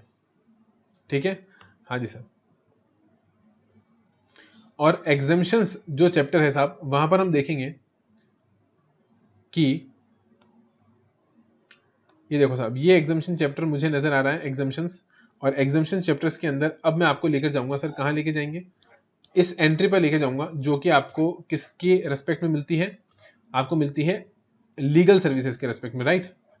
हाँ जी sir. Legal health care services हो गया। हेल्थ केयर सर्विसेज के बाद में हमारे पास में कौन सी सर्विसेज आती हैं? रिहेबिलिटेशन एजुकेशन सर्विस हो गया, education service is there. Then we have transportation of goods, GTA आ गया, पूरा का पूरा चार्ट आ गया उसका। उसके बाद हमारे पास आएगा ट्रांसपोर्टेशन ऑफ पैसेंजर्स। हम ढूंढेंगे साहब जब तक हमें नहीं मिलता एग्रीकल्चरल सर्विसेज। फिर आएगा लीगल सर्विसेज, राइट? तो जब लीगल सर्विसेज आएगा, service provided by the government, service provided to the government. ये पूरा का पूरा चैप्टर एग्जामिनेशन चैप्टर का पीडीएफ टेलीग्राम में डाल रखा है मैंने। ये पूरा चैप्टर जो आप देख रहे हो, जो मैं ये बार बार ऊपर कर रहा हूँ, स्लाइड कर रहा हूँ, ये पूरा चैप्टर आपको मेरे टेलीग्राम ग्रुप में इसका पीडीएफ मिल जाएगा। एग्जामिनेशन चैप्टर का अपडेटेड पीडीएफ इस पूरे चैप्टर का मैंने अपने टेलीग्राम ग्रुप में डाल दिया था। टू द गवर्नमेंट भी नहीं है, अकोमोडेशन इसके अंदर आएगा क्या, legal services, business related, going concern, hiring of motor vehicle, transmission, incubative, legal services, ये रहा दोस्त, ये रहा लीगल सर्विसेज। ध्यान से सुनना मेरी बात को, legal services entry number 45, entry number 45, अब ध्यान से पढ़ो, services provided by a partnership firm of advocates और an individual as an advocate to, किसको दी जा रही है legal services, to advocate person other than business entity और अ बिजनेस एंटिटी, ध्यान से सुनना, person other than a business entity तो एग्जाम्प्ट हो जाएगा। और अगर बिजनेस एंटिटी को दी जा रही है जिसका एग्रीगेट टर्नओवर अप टू, शब्दों पे ध्यान दो भैया, up to such amount in the preceding financial year makes it eligible for exemption from registration under CGST act. अगर प्रीसीडिंग फाइनेंशियल ईयर के अंदर आपका एग्रीगेट टर्नओवर वो था जो आपको रजिस्ट्रेशन लेने से एग्जेम्प्ट करता है, रजिस्ट्रेशन लेने से आपको एग्जेम्प्ट करता है, अगर उस टर्नओवर से आपका टर्नओवर कम था या फिर अप टू था, सबसे बड़ी बात यहां अप टू लिखा है, मतलब उस लिमिट तक भी अगर है, उस लिमिट तक भी अगर है तो भी ये आपके पास में एग्जेम्प्ट हो जाएगा, तो भी आपके पास में ये एग्जेम्प्ट हो जाएगा। और मेरे पास में मुझे ये नहीं बताया है कि जो ए लिमिटेड है जिसको ये सर्विसेज दी जा रही हैं, मुझे नहीं बताया है कि जो श्याम लिमिटेड है, श्याम लिमिटेड वो यहां पर भले ही लिस्टेड कंपनी हो, मुझे ये नहीं बताया साहब कि ये गुड दे रहा है कि सर्विस दे रहा है, मुझे नहीं पता ये गुड्स दे रहा है सर्विस ले रहा है, मुझे इतना पता है सर्विस ले रहा है, दे क्या रहा है आई डोंट नो। तो मैं यहां पर अगर ये मानूं कि गुड्स दे रहा है और उसका टर्नओवर 40 लाख रुपए है, यानी कि साहब ये तो अप टू 40 लाख, और आप भी कह रहे हो साहब फिक्स्ड 40 लाख है, fixed 40 lakh, up to 40 lakh. और अगर ये गुड्स का ट्रेडर होता, श्याम लिमिटेड कोई सर्विस नहीं देता है, श्याम लिमिटेड 100% गुड्स में डील करता है, तो श्याम लिमिटेड के लिए यहां पर लिमिट कौन सी एप्लीकेबल होगी, 40 लाख की लिमिट एप्लीकेबल होगी। मुझे ये भी नहीं बताया है कि कौन से स्टेट से है, मुझे ये भी नहीं बताया है कि श्याम लिमिटेड कौन से स्टेट से बिलोंग करता है। तो यहां पर बहुत सारे अजम्पशंस लिए जा सकते हैं इस क्वेश्चन के अंदर, और मैं दो अजम्पशन ले रहा हूं, नॉर्मल कैटेगरी स्टेट से है और दूसरा अजम्पशन ले रहा हूं कि ये 100% गुड्स में डील करेगा। यानी फॉर एग्जांपल अगर ये राजस्थान से है और राजस्थान में अगर ये 100% गुड्स में डील करता है, तो यहां पर आपके पास में जो लिमिट एप्लीकेबल होगी वो होगी 40 लाख रुपीज, जो लिमिट एप्लीकेबल होगी वो कौन सी होगी, 40 लाख रुपीज। और इन दैट केस क्योंकि ये अप टू है प्रीसीडिंग फाइनेंशियल ईयर में, तो यहां पर इसको ये लीगल सर्विसेज के रिस्पेक्ट में एग्जम्पशन मिल जाएगी। जो इंडिविजुअल मिस्टर ज्ञान एडवोकेट, इंडिविजुअल एडवोकेट ने इस कंपनी को सर्विस दी है, ये यहां पर एग्जम्प्ट हो जाएगी। Business entity with an aggregate turnover in the preceding financial year up to such an amount which makes it eligible for exemption from registration. ठीक है, हाँ जी सर ठीक है। तो अदरवाइज अगर देखोगे फॉर एग्जांपल अगर 2 मिनट के लिए हम देखें, नहीं साहब हम ये अजम्पशन ले कि ये सर्विसेज दे रहा था, इसका लिमिट जो है वो 20 लाख ही थी, तो 20 लाख से ऊपर निकल गया था, तो डेफिनेटली यहां पर टैक्सेबल बनेगा। आरसीएम में टैक्सेबल होगा बिल्कुल साहब, क्योंकि बिजनेस एंटिटी है। और फिर बात आएगी साहब आरसीएम के अंदर टाइम ऑफ सप्लाई कैसे निकालते हैं, तो हमने अभी ऊपर फॉर्मूला देखा था, पेमेंट की डेट और 61st day from the date of the invoice. तो क्योंकि यहां पर पेमेंट की डेट क्योंकि 61st डे से पहले ही आ रही है, that is 5th of May और 1st of May which ever is earlier, तो 1st ऑफ मे यहां पर अर्लियर बनेगा, तो 1st ऑफ मे यानी कि ए ऑप्शन आपके पास यहां करेक्ट ऑप्शन होकर चलेगा। लेकिन मैंने आपको इसके पीछे का लॉजिक बता दिया है कि अगर मैं ये अजम्पशन लेता हूं कि यह 100% गुड्स में डील कर रहा है और नॉर्मल स्टेट में है, तो यहां पर आपके पास में एग्जम्पशन मिल जाएगी। क्वेश्चन ही गलत हो जाएगा उस केस के अंदर। Question number 62, question number 62। और अगर एग्जम्पशन मिल जाएगी दोस्तों, फिर मैं टाइम ऑफ सप्लाई क्यों निकालूंगा, आप बताओ, जब एग्जम्प्ट है तो मैं टाइम ऑफ सप्लाई फिर क्यों निकालूंगा। विच of the following is not eligible, कोई चीज अगर एग्जम्प्ट हो गई है उस पर मुझे टैक्स ही नहीं देना है, तो उस ट्रांजेक्शन के रेस्पेक्ट में टाइम ऑफ सप्लाई निकालना ही बेकार है। Question number 62, which of the following is not eligible for opting composition scheme under subsection 1 and subsection 2 of section 10 of the CGST act 2017। Which of the following is not eligible, मैंने कहा ना वो negative में पूछ रहा है आपसे कि इनमें से कौन सा एलिजिबल नहीं है। Messrs ABC a firm selling garments in Ahmedabad having annual turnover of 78 lakh rupees, भैया ये तो एलिजिबल है, ये तो एलिजिबल है, गुड्स में डील कर रहा है, 1.5 करोड़ से नीचे है, नॉर्मल कैटेगरी स्टेट से बिलोंग कर रहा है, अहमदाबाद गुजरात, तो सब यहाँ तो इसको लिमिट मिलेगी 1.5 करोड़ की। Startup company operating restaurant in Delhi having annual turnover of, Delhi है नॉर्मल कैटेगरी स्टेट है, आपको 1.5 करोड़ का लिमिट मिलती है, और रेस्टोरेंट वाले को मैंने बोल रखा है गुड्स के साथ लेते हैं, सब सेक्शन 1 में है, तो ये भी यहाँ पर एलिजिबल हो जाएगा। Courier service company operating solely in Mumbai, साहब आप 100% सर्विस कंपनी हो और 50 लाख से ऊपर हो तो आप नहीं आ सकते, ये नहीं आ सकता।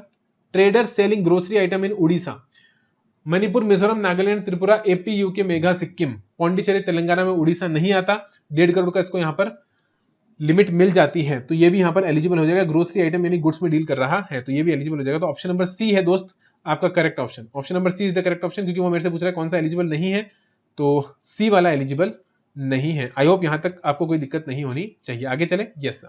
Question number 63, assuming that all the activities given below are undertaken for a consideration. मान के चलो साहब नीचे जितनी भी एक्टिविटीज है वो विद कंसीडरेशन है।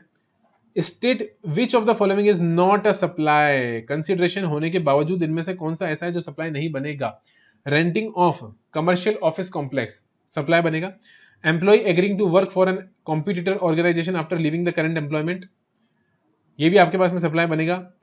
Provisions of service by an employee to the employer in the course of employment, भैया ये आपके पास बाहर हो जाएगा। क्यों? क्योंकि इसे स्पेसिफिकली बाहर कर दिया साहब section number 7 sub section number 2 से। शेड्यूल हम पढ़ते हैं इसके लिए, शेड्यूल नंबर 3, एम्प्लॉयर और employee under the contract of employment. Option D is the correct option. Question number 64, during the month of May Z limited sold goods to Y limited for 2,55,000 rupees and charged GST at the rate of 18%। माल बेचा किसने किसको? Z limited ने। किसने? Z limited ने बेचा है साहब Y लिमिटेड को 2,55,000 का माल बेचा है और GST चार्ज करा है 18% से। ठीक है साहब, कोई दिक्कत की बात नहीं है। However, owing to some defect in the goods, Y Limited returned the goods by issuing debit note of 40,000। इसने 40,000 का साहब गुड्स यहाँ पर रिटर्न कर दिया। इसने 40,000 का गुड्स रिटर्न कर दिया सेम मंथ के अंदर। Z limited record the return of the goods, उन्होंने साहब Z लिमिटेड ने हमारे पास में एक क्रेडिट नोट भी इशू कर दिया 40,000 प्लस GST का। तो मुझे बताओ लाइबिलिटी कितनी आएगी in this situation. GST liability of Z limited, बहुत आसान क्वेश्चन है साहब, कोई दिक्कत की बात नहीं है। नेट कर लो और लाइबिलिटी निकाल लो। तो कैसे निकालेंगे साहब? टोटल माल बेचा 2,55,000 का और क्योंकि सेम मंथ के अंदर ही क्रेडिट नोट भी आपने इशू कर दिया 40,000 का, तो 2,55,000 हम क्या करेंगे? देखो इधर 2,55,000 माइनस 40,000, तो नेट सप्लाई कितना हुआ है? नेट सप्लाई हुआ है आपके पास में 2,15,000, यानी कि साहब GST जो लगना चाहिए था वो कितने पे लगना चाहिए था? 2,15,000 पे 18% GST आपके पास लगना चाहिए था। तो आपकी लाइबिलिटी आएगी 38,700। 38,700 आपकी लाइबिलिटी आनी चाहिए थी। तो option B is the correct option. Question number 65, C and company a registered supplier in Delhi opted for composition levy under subsection 1 और सबसेक्शन 2। ठीक है साहब, रजिस्टर्ड सप्लायर है कंपोजिशन के अंदर। It sold goods in the 4th quarter of financial year for ₹15 lakh exclusive of GST। 15 lakh का इसने माल बेच दिया 4th क्वार्टर के अंदर। The applicable GST rate on these goods is 12%। C and company purchase goods from Ramesh and company 9,55,000 on which उन्होंने charge करा है इतना इतना। C and company also purchase goods from E and company जिसपे उन्होंने charge करा है इतना इतना। मुझे तो GST लाइबिलिटी बता दीजिए साहब 4th क्वार्टर की। एक बात बताओ बेटा, अगर सामने वाला कंपोजिशन में रजिस्टर्ड है तो क्या मतलब है कि मैंने किसी से परचेज करा, क्या मतलब है मैंने किसी से परचेज नहीं करा? 4th क्वार्टर 15 लाख बाद ही खत्म हो जाती है। अगर मैं कंपोजिशन में रजिस्टर्ड हूं तो 15 लाख पे साहब ट्रेडर हूं, 1% टैक्स मेरे को देना है 0.5 तो 15 लाख का 0.5 और 0.5 आप कैलकुलेट कर लीजिए, 7500 बात खत्म।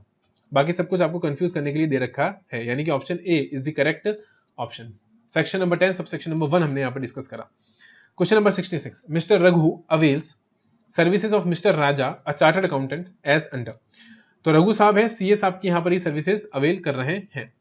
Audit of financial statements 55,000, tax audit and annual filing 10,000, income tax return filing of mister Raghu's wife. ये तो साहब वाइफ का काम हो गया 5,000 का, तो ठीक है पर्सनल नेचर का हो गया। All the above amounts are exclusive of taxes and applicable rate is 18%। Question क्या पूछ रहा है? The accountant of mister Raghu has booked the entire expenses of 70,000 plus GST in the books of accounts. Mister Raghu is eligible to take credit of input tax. भैया मैं 2 के respect में ही credit ले सकता हूं, इन 2 के रेस्पेक्ट में ही मैं क्रेडिट लेकर चल सकता हूं, यानी 55,000 रुपीज प्लस 10,000 रुपीज पर मुझे क्रेडिट मिलेगा 18% से कितना? 11,700, यानी 11,700 का ही क्रेडिट मुझे यहाँ पर मिलेगा। Option B is the correct option. Sir इसका क्यों नहीं मिलेगा? क्योंकि बेटा ये इन द कोर्स और फर्दरेंस ऑफ बिजनेस नहीं है, पर्सनल नेचर का खर्चा है, वाइफ का रिटर्न भरवाया है, वाइफ का रिटर्न भरवाया, उसको बिजनेस से कोई लेना देना नहीं है, वो यहाँ पर आपके पास एलिजिबल नहीं बनेगा सेक्शन 16 सब सेक्शन नंबर 1 के अंदर। Question number 67 is now we are going to study. TT private limited registered in Rajasthan. कहाँ रजिस्टर्ड है साहब? राजस्थान में रजिस्टर्ड है। Furnished following information in the month of June. Okay, inter state sale of goods for 1,25,000 rupees to JJ enterprises registered in Haryana. Inter state purchases, ये sale है, ये purchase है। XYZ company registered in Punjab. Intra state purchases RR traders. साहब ये 2 purchase है और ये मेरी सेल है, ये परचेज है, ये सेल है, ठीक है साहब। और ये परचेज है इंटर स्टेट वाली परचेज और ये परचेज है इंटर स्टेट वाली परचेज, और ये इंटर स्टेट वाली सेल है। मेरे को क्या बोल रहा है, ये एप्लीकेबल जीएसटी का रेट है आपके पास में 18% का। All above amounts are exclusive of GST, GST liability paid in cash. 3 steps में सॉल्व करते हैं हमेशा की तरह। छोटा ही क्वेश्चन है तो फटाफट सॉल्व करेंगे साहब। Computation of output liability, computation of input tax credit और सेट ऑफ ऑफ पेमेंट। तो स्टेप नंबर 1 डायरेक्टली लिख देता हूं मैं यहाँ पर सी, एस और आई, क्योंकि ज्यादा बड़ा क्वेश्चन नहीं है और मेरी एक ही सेल है इंटर स्टेट, तो सी और एस की तो लायबिलिटी बनने से ही रही, सिर्फ आई की लायबिलिटी बनेगी, वो भी 1,25,000 के ऊपर। तो 1,25,000 के ऊपर मेरे को रेट कितना दे रखा था, शायद 18% का रेट दे रखा था। तो 18% का रेट आपका बनता है 22,500। कितना बनता है दोस्त, 22,500। तो 22,500 का मेरा ये हो गया। अब सेकंड कर रहे हैं सी, एस और आई। तो यहाँ पर मुझे फिर से क्रेडिट मिलेगा। हाँ जी सर, पहला परचेज है मेरा इंटर स्टेट, यानी पहला आईजीएसटी का क्रेडिट मिलेगा मेरे को 40,000 पे 18% से, और वो मिलेगा 7,200 का। तो ये 7,200 का क्रेडिट तो मैंने बुक कर लिया। और दूसरी परचेज है मेरी इंटर स्टेट 65,000 की, तो इस पर मुझे 9% से क्रेडिट मिलेगा, दैट इज 5850 5850 5850 5850। तो टोटल क्रेडिट हो जाएगा आपके पास में सी का 5850, एस का भी 5850 और 7,200 आई का मेरे पास में क्रेडिट हो जाएगा। लास्ट स्टेप मेरे पास में आता है टोटल लायबिलिटी कितनी हो जाएगी, सी और एस की डैश डैश 22,500। ठीक है, yes sir. Now we are going to proceed और हम देखने वाले हैं हमारा third step, that is set off और पेमेंट। ठीक है, तो सेट ऑफ और पेमेंट के अंदर सी, एस और आई। लायबिलिटी लिख लूं सबसे पहले हमारी 22,500 एक आईजीएसटी की ही लायबिलिटी है, सी और एस की कोई लायबिलिटी नहीं है। रूल हमेशा वही चलता है, रूल नंबर 88A लगाएंगे, जो बोलता है कि आपने सबसे पहले आई का क्रेडिट खत्म करना है। तो आई का क्रेडिट खत्म करते हैं साहब। 7200 का क्रेडिट मेरे को यहाँ पर आई का नजर आ रहा है, 7,200 का क्रेडिट मुझे आई का नजर आ रहा है। तो खत्म करूंगा तो 22,500 में से माइनस कर दूंगा, यानी कि आपका निकल कर आएगा 15,300 15,300। फिर सी को यूज करूंगा, सी का खुद का है ही नहीं तो पूरा का पूरा यही यूज हो जाएगा 5850। तो माइनस 5850 तो बचता है 9450। कितना बचेगा, यहाँ लिख दूं मैं 9450, और उसके बाद में 5850 फिर से यूज कर लेंगे एसजीएसटी का। तो ये आई का, ये सी का और ये एस का, क्योंकि सी का खुद का कोई क्रेडिट आउटपुट लायबिलिटी है ही नहीं। तो 3600 रुपए आपके पास यहाँ पर कैश में लायबिलिटी निकल कर आएगी, 3600 रुपीज। किसकी, आईजीएसटी की। तो आईजीएसटी की 3600 रुपीज की liability, option C is the correct option, question number 68। Pradeep Traders registered in Haryana sold goods interstate for 2,05,000 2,05,000 rupees to Balram Private Limited. Registered in Uttar Pradesh, GST at the rate of 5% is leviable on the said goods. Pradeep traders ने बेचा है, कहां registered है साहब, हरियाणा में registered है। Inter state बेचा है बलराम को, यूपी में रजिस्टर्ड है। हरियाणा रूपी अलग अलग हो गया। As per the terms of the sale contract, Pradeep Traders has to deliver the goods at the factory of Balram Limited. For the purpose of this contract के हिसाब से प्रदीप को जो है साहब उसकी फैक्ट्री तक माल को पहुंचाना था यूपी के अंदर। ओके, इस पर्पस के लिए हमने क्या करा साहब, फ्रेथ लगा दिया 2400 रुपए का। ठीक है, और जीएसटी फ्रेथ पे है 12% से।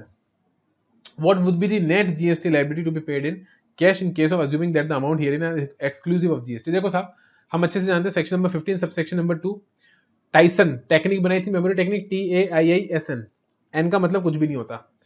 Taxes other than GST amount to be paid by the supplier but paid by the recipient, यानी कि supplier's obligation. Incidental expenses, clause कौन सा है, C, सेक्शन कौन सा है 15, सबसेक्शन नंबर कौन सा है 2, section number 15 subsection number 2 clause C के अंदर अगर आप फ्रेथ चार्ज कर रहे हो तो वो वैल्यू ऑफ सप्लाई का पार्ट बनता है, वैल्यू ऑफ सप्लाई में ऐड कर दिया जाता है, और वैल्यू ऑफ सप्लाई वाला रेट ही उस पर लग के चलेगा। ये एक तरीके से आपके पास में कंपोजिट सप्लाई बनेगा। क्या बनेगा, कंपोजिट सप्लाई, जहां पर मैं प्रिंसिपल सप्लाई का रेट एप्लीकेबल करके चलूंगा, section number 8 of CGST act. और क्योंकि मेरे पास 5% है गुड्स के ऊपर, तो वही रेट यहाँ पर एप्लीकेबल होगा। तो हम क्या करेंगे, 2,05,000 के अंदर 2,05,000 जो कि हमारा एक्चुअल सप्लाई था, फ्रेथ का अमाउंट जो है 2,400 रुपीज उसे भी ऐड कर देंगे। तो कितना हो जाएगा ये 2,07,400, 2,05,000 प्लस 2,400, 2,07,400 और रेट लगा देंगे 5% का। इंटर स्टेट है तो इंटर स्टेट आईजीएसटी निकल कर आएगा कितना 10370। ठीक है, B option is the correct option. I hope ये आपको समझ में आया होगा। Question number 69, Prem and sons had taken GST registration on 1st of January but failed to furnish GST returns for the next 6 months। Registration तो 1 जनवरी को ही ले लिया था, लेकिन रिटर्न नहीं भरवाया अगले 6 महीने तक। Owing to this proper officer ने रजिस्ट्रेशन कैंसिल कर दिया 25 जुलाई को, और ऑर्डर रिसीव हुआ 31 जुलाई को। ध्यान रखना, सर्विस की डेट से ही हम रिवोकेशन के लिए आगे काउंटिंग करते हैं। बोल रहे हैं साहब रिवोकेशन करवाना है, कब तक हम अपनी एप्लीकेशन को फाइल कर सकते हैं, ऑन और बिफोर। तो 31 जुलाई से आपकी कैलकुलेशन होगी, क्योंकि 31 जुलाई को ही आपको नोटिस सर्विस किया गया है। यहां पर इंपॉर्टेंट वर्ड्स क्या है, serve the order for cancellation 31 July. तो 31 जुलाई से मैं काउंट करूंगा 30 डेज, कितने डेज, 30 डेज। तो जुलाई के बाद अगस्त, 30 अगस्त, तो आपके पास आंसर निकल कर आएगा 30th of August is the last date. Option A is the correct option, option A is the correct option. अब आ रहा है question number 70। XX registered in Delhi purchased books from PC traders registered in UP. Delhi वाले ने UP वाले से books खरीदी है, बुक्स एग्जेम्प्ट है साहब, हम सभी जानते हैं। XX arranged the transport of these books from a GTA which charged a freight. अब इंपॉर्टेंट ये है साहब कि मंगवा कौन रहा है भैया। XX देखो भैया, बेचने वाला, मेरी बात सुनो, एक होता है सप्लायर और एक होता है रेसिपिएंट। क्या बात बताई सर आपने, हमको पता ही नहीं थी। एक होता है सप्लायर, एक होता है रेसिपिएंट। जब सप्लायर आपको गुड्स बेच रहा है, ध्यान से सुनना मेरी बात को, एक होता है सप्लायर, एक होता है रेसिपिएंट। जब सप्लायर गुड्स बेच रहा है और वो गुड्स के साथ में आपको और कोई भी दूसरी सर्विस दे रहा है, पैकिंग करवा रहा है, आपके लिए इंस्पेक्शन करवा रहा है, आपके लिए जो भी है, जो उसकी लायबिलिटी है कॉन्ट्रैक्ट के हिसाब से, उसे करना जरूरी है। आपके यहां तक पहुंचाना जरूरी है तो फ्रेट चार्जेस इनकर करेगा, ट्रांसपोर्टेशन चार्जेस इनकर करेगा, पैकिंग करनी जरूरी है तो पैकिंग करेगा, अगर और भी कोई खर्चे हैं, कमीशन एजेंट वगैरह को कमीशन देना है तो वो भी देगा बेचारा, वो सब काम करके चलेगा। और उसे हम वैल्यू सप्लाई में ऐड भी करते हैं। सेक्शन नंबर 15 सबसेक्शन नंबर 2 के अंदर हम उसे ऐड भी करके चलते हैं। लेकिन द पॉइंट इज कि अगर ये खर्चा रेसिपिएंट करे, सप्लायर का ऑब्लिगेशन हो ही ना, सप्लायर का सब कॉन्ट्रैक्ट में नहीं लिखा हुआ है। अब हमारा क्वेश्चन पढ़ो आप, XX ने खरीदा किससे, पीसी ट्रेडर से। अब अगर पीसी ट्रेडर इसे XX के पास भेजता, अगर पीसी ट्रेडर इसे XX के पास भेजता, तो जो भी भाड़ा लगता उसे हम वैल्यू ऑफ सप्लाई में ऐड कर देते, उसे हम वैल्यू ऑफ सप्लाई में ऐड कर देते। लेकिन यहां पर आप खुद देखो कि मंगवा कौन रहा है, रेसिपिएंट खुद ट्रांसपोर्ट अरेंज कर रहा है, XX रेसिपिएंट है और XX खुद अरेंज कर रहा है। ये बहुत इंपॉर्टेंट वर्ड्स हैं, XX अरेंज्ड, क्योंकि XX ने खुद ने ही यहां पर ट्रांसपोर्टेशन अरेंज किया है, GTA की सर्विस ली है, ना कि सप्लायर भेज रहा है। तो यहां पर कंपोजिट सप्लाई का कोई ऑप्शन नहीं है, क्योंकि आप खुद अपना गुड्स मंगवा रहे हो। तो transport these books from GTA which charged freight 9,000 rupees और रेट लगाया साहब 5% का, यानी RCM में टैक्स पे करके चलना पड़ेगा, क्योंकि आप रजिस्टर्ड हो। तो RCM में टैक्स पे करेंगे साहब 9,000 के ऊपर। और GTA कहां का है मुझे बताओगे आप, GTA कहां का है। XX arranged the transport of these books from a goods transport agency which charged a freight of 9,000 for the same. GST is payable at the rate of 5% on such GTA services. तो साहब यहाँ पर आपको tax पे करना है 9,000 के ऊपर 5% से 450 रुपए। तो GST of 450 is payable by XX on reverse charge basis. अब देखो ये ऑप्शन भी कंफ्यूज करने के लिए दे दिया कि supply of goods, supply of GTA service is a composite supply, principal supply, no tax is payable on the freight. ये यहाँ वो बच्चा बेवकूफ बन जाएगा जो ये समझ ही नहीं पाएगा। क्या नहीं समझ पाएगा, जो मैंने अभी समझाया था कि यहां पर रेसिपिएंट ने GTA को एंगेज करा है, सप्लायर ने नहीं करा है। अगर सप्लायर एंगेज करता तो ऑप्शन बी लगता, तो ऑप्शन बी तो बिल्कुल गलत है और एग्जेम्प्ट तो हो ही नहीं सकता साहब। क्या बात कर रहे हो, since exempt goods are being transported, तो अरे वाह भाई साहब, फिर तो GTA वालों की सारी सर्विस एग्जेम्प्ट करवा लेंगे। एग्जेम्प्ट गुड्स ट्रांसपोर्ट हो रहा है तो GTA की सर्विस भी एग्जेम्प्ट है, ऐसा कहां लिखा है, ऐसा कहीं नहीं लिखा है। तो option A is the correct option, option A is the correct option.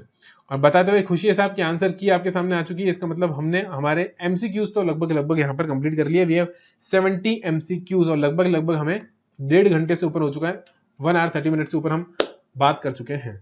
अब लेंगे साहब एक बड़ा ब्रेक और उसके बाद डिस्कशन चालू करेंगे केस सिनेरियोज के ऊपर। और जितने भी केस सिनेरियोज है, आई डोंट नो कितने केस सिनेरियोज है, शायद मेरे हिसाब से 10 या 15 केस सिनेरियोज होंगे, वो सारे के सारे हम सॉल्व करके चलेंगे ब्रेक के बाद। ठीक है, तो अब मैं आपको एक अच्छा ब्रेक दे रहा हूँ 10 मिनट्स का, और 10 मिनट्स के बाद हम आपसे मिलेंगे। ठीक है।